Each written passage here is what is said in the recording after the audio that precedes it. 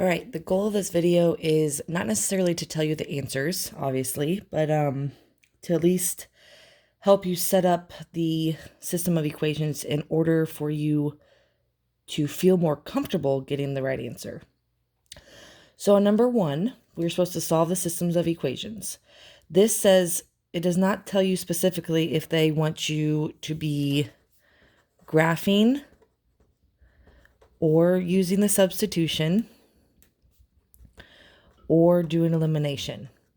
So those options, of these 3 options, it's kind of up to you on what you want to choose. There are, out of these 3, there's obviously going to be the easier one.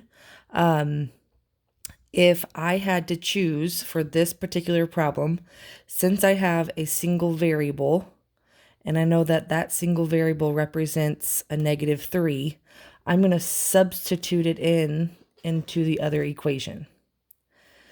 So my equation that I am using is y equals 2x plus 5, and I know that x stands for -3.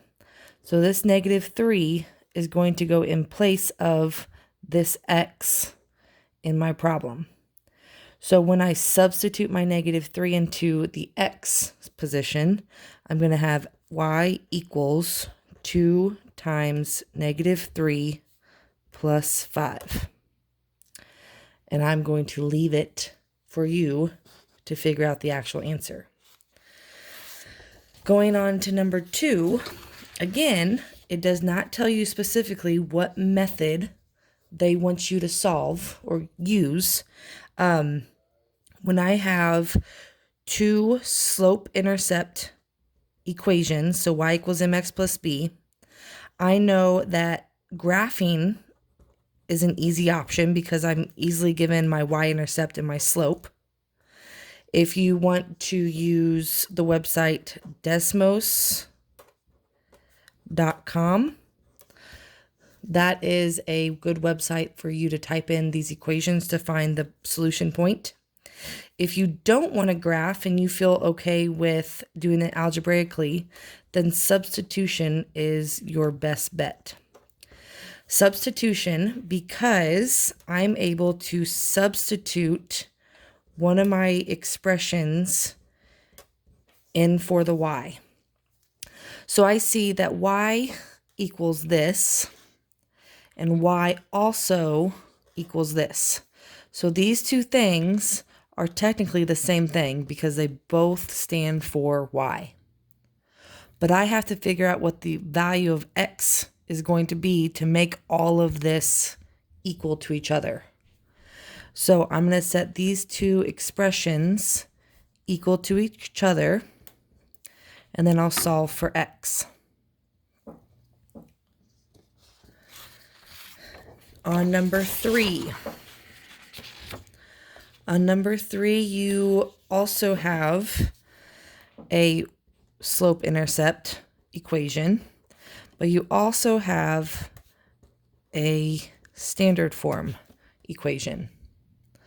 When I have a slope-intercept and a standard form equation, my best bet is to use substitution yet again.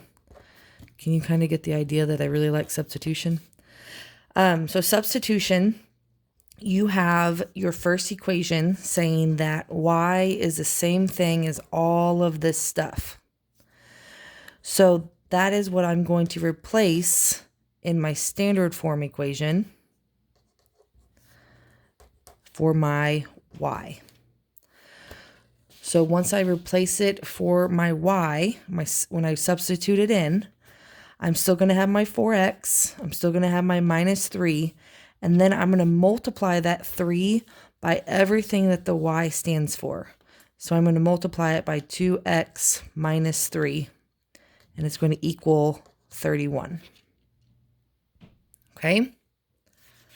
Again, I'm setting you up, and then you have to figure out the actual answers. All right, number 4. Number 4 is one of those that you could do multiple ways. You have a couple of different options of whatever you feel more comfortable with. Both of these equations are in standard form.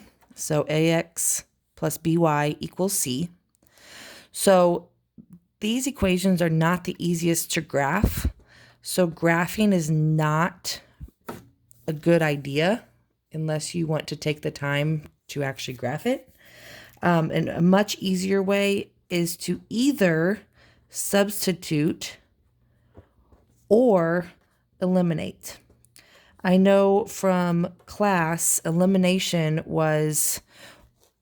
it seemed a little bit easier for most of you. So I'm going to show you how to set this up both ways, okay? So I'm going to start with substitution. I'm going to go through the steps of how you would substitute it in if you feel more comfortable with that.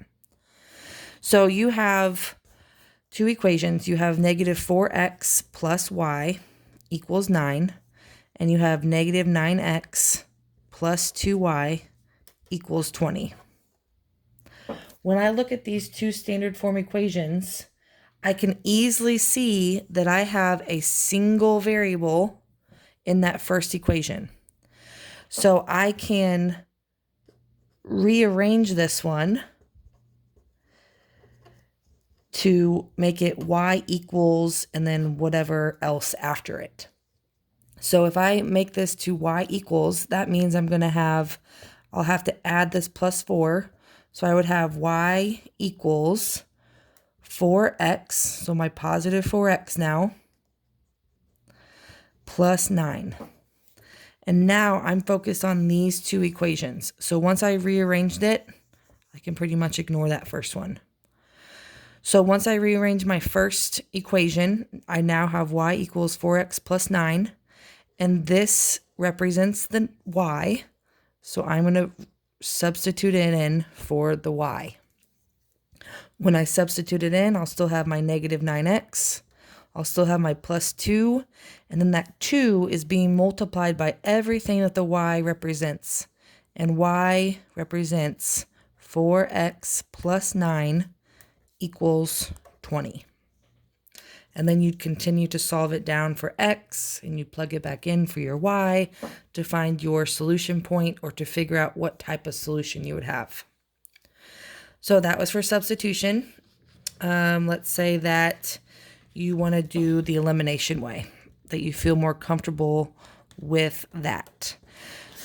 So I have my two equations. Get this situated. I have my two equations. I can see that my variables are lining up. So I have my x's on top of each other. I have my y's on top of each other. In order to eliminate, that means you have to have the same coefficient.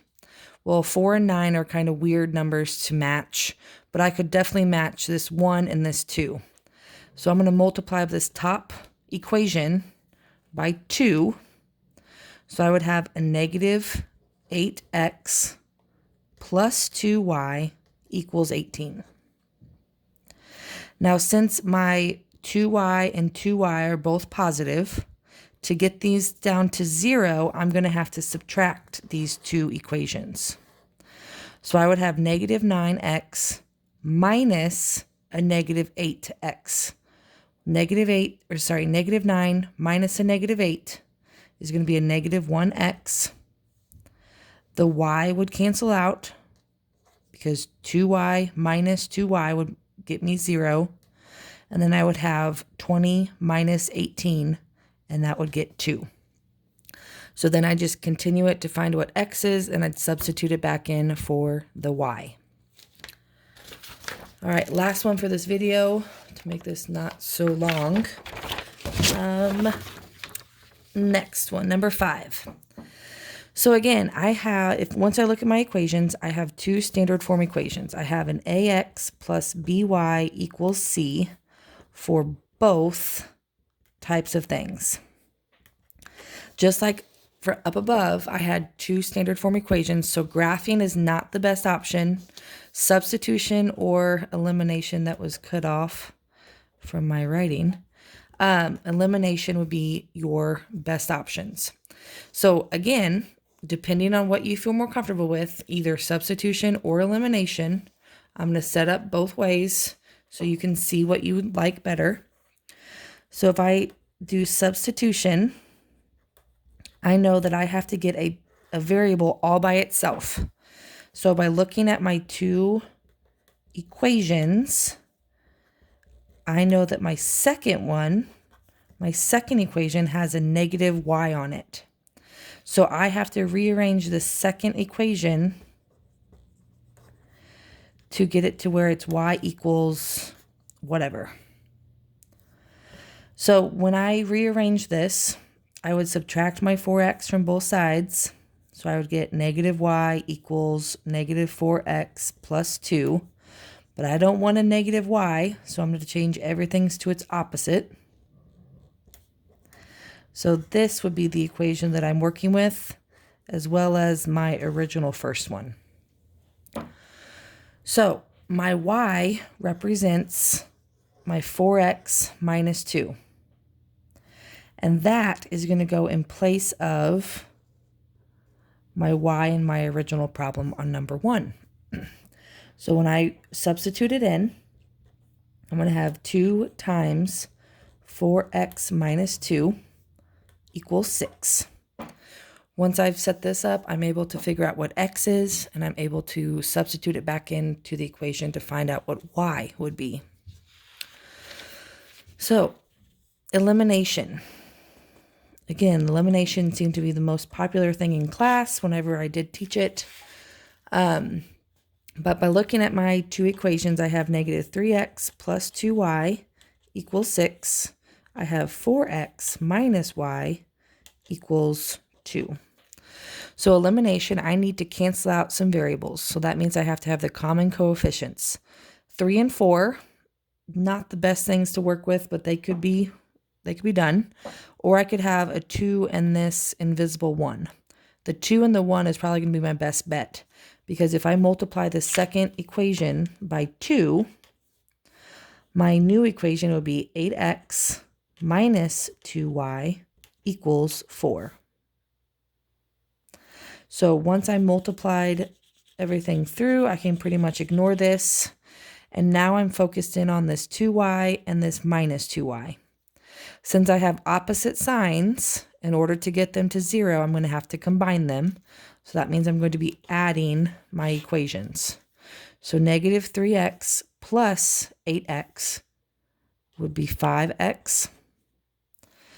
Positive 2y plus a negative 2y would get me 0. And then I would have 6 plus 4, which would be 10. And then I'll figure out what x equals, and I'll substitute it back in for my equation to find out what my y would be.